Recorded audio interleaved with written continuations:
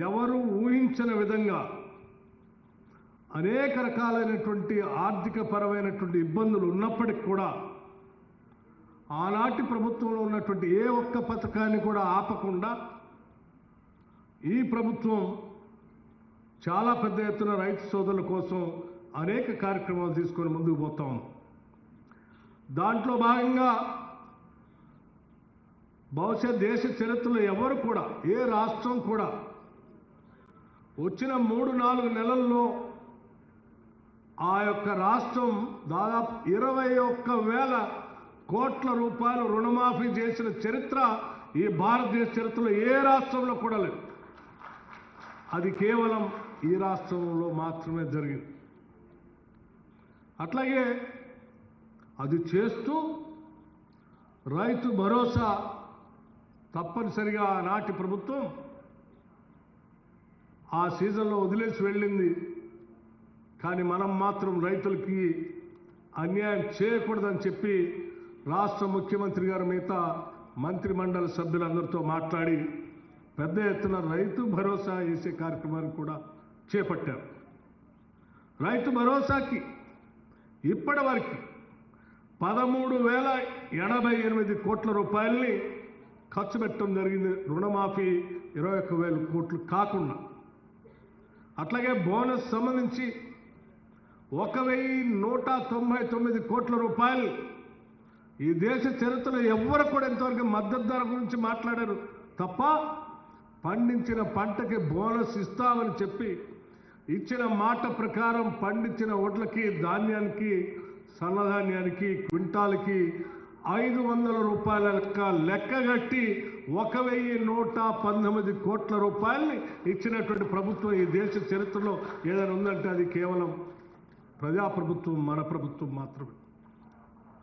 అట్లాగే ఇన్సూరెన్స్ సంబంధించి గత ప్రభుత్వాలు పూర్తిగా మర్చిపోయినటువంటి కార్యక్రమాన్ని ఈ ప్రభుత్వం బాధ్యతగా తీసుకొని దాదాపు 2,181 కోట్ల రూపాయలు ఇన్సూరెన్స్ కోసం రైతుల పక్షాన్ని రాష్ట్ర ప్రభుత్వం చెల్లించడం జరిగింది.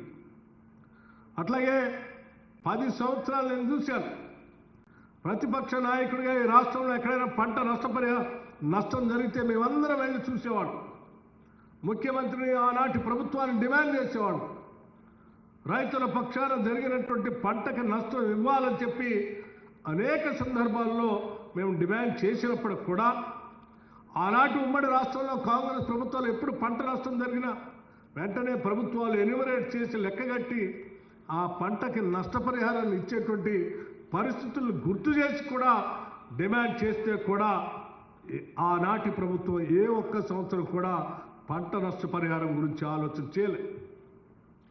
కాంగ్రెస్ పార్టీ అధికారంలోకి రాగానే ఆనాటి కాంగ్రెస్ ప్రభుత్వాలు ఏ రకంగా అయితే చేశాయో తిరిగి మళ్ళీ ఈ రాష్ట్రంలో పంటకు నష్టం జరిగితే ఆ నష్టాన్ని అంచనా వేసి దాదాపు 260 కోట్ల రూపాయలు పంట నష్ట పరిహారం చేసింది కూడా మన ప్రభుత్వమే. ఇది తిరిగి మళ్ళీ మనం మొదలుపెట్టాం. అట్లాగే రాష్ట్రంలో రైతాంగ సోదరుల కోసం దాదాపు 29 లక్షల పంపు సెట్లకి పవర్ సబ్సిడీ పేరు మీద ఇప్పటికి 16,691 కోట్ల రూపాయల్ని ఆర్థిక శాఖ కరెంటు శాఖకి నిధులు చెల్లించింది రైతుల తరఫున. అట్లాగే ఇరిగేషన్ సంబంధించి ఒక 11,000 కోట్ల రూపాయలు ఖర్చు చేశాం. మొత్తంగా మన పార్టీ, మన ప్రభుత్వం, ఈ ముఖ్యమంత్రి రేవంత్ రెడ్డి గారి నాయకత్వంలో వచ్చినటువంటి ఇందిరమ్మ ప్రభుత్వం ఈనాటి వరకు ఇప్పుడే మన తుమ్మల నాగేశ్వరరావు గారు చెప్పినట్టు ఈనాటి వరకు దాదాపు 70,000 కోట్ల రూపాయలు రైతుల కోసం ఖర్చు పెట్టాం. రాబోయే సంవత్సరాల్లో కూడా మొత్తం 5 సంవత్సరాల్లో రైతుల కోసం దాదాపు 3.5 లక్షల రూపాయలు ఖర్చు పెట్టే విధంగా ముందుకు పోతున్నామని చెప్పి మీ అందరికీ నేను సవినయంగా మనవి చేస్తా ఉన్నాను. 3.5 లక్షల కోట్లు 3.5 లక్షల కోట్ల రూపాయల్ని ఖర్చు పెట్టబోతా ఉన్నాం. ఇది రైతుల కోసం ఈ ప్రభుత్వం తీసుకున్నటువంటి కార్యక్రమం. ఇంత పెద్ద ఎత్తున రైతుల కోసం కార్యక్రమాలు తీసుకొని పోతూ ఈరోజు మళ్ళీ ఒక చారిత్రాత్మకమైన నిర్ణయం తీసుకొని ఈరోజు అగ్రికల్చర్ యూనివర్సిటీలో రైతాంగ సోదరులందరినీ ఇక్కడ కూర్చోబెట్టి రాష్ట్ర వ్యాప్తంగా ఉన్నటువంటి లక్షలాది మంది రైతాంగ సోదరులకు ఇక్కడ నుంచి మాట్లాడుతూ ఒక చారిత్రాత్మకమైన నిర్ణయం తీసుకోబోతా ఉన్నాం. ఆ నిర్ణయం ఏంటంటే ఈ రాష్ట్రంలో ఉన్నటువంటి రైతాంగ సోదరులకు సంబంధించినటువంటి అన్ని వ్యవసాయ యోగ్యమైనటువంటి భూములన్నిటికీ 1,49,39,111 ఎకరాలకి పూర్తి స్థాయిలో రైతు భరోసా సంబంధించి వారి అకౌంట్లో డబ్బులు వేసేటువంటి కార్యక్రమాన్ని మీ అందరి సమక్షంలో ఈరోజు ముఖ్యమంత్రి గారు ఇక్కడ నుంచే కంప్యూటర్లో నొక్కి వారి అకౌంట్లందరికీ డబ్బులు వేసేటువంటి కార్యక్రమాన్ని ఈరోజు ఇక్కడ నుంచే చేస్తా ఉన్నాం. పూర్తి స్థాయిలో ఎకరం కాదు, 2 ఎకరాలు కాదు, 5 ఎకరాలు కాదు. ఈ రాష్ట్రంలో రైతులు పండించే ప్రతి ఎకరానికి అది ఎన్ని ఎకరాలు ఉన్నా ఆ ఎకరాలన్నిటికీ కేవలం అది కూడా నెలలు తీసుకోవట్లేదు. మేము నెలల తరబడి కూడా తీసుకోదలుచుకోలేదు.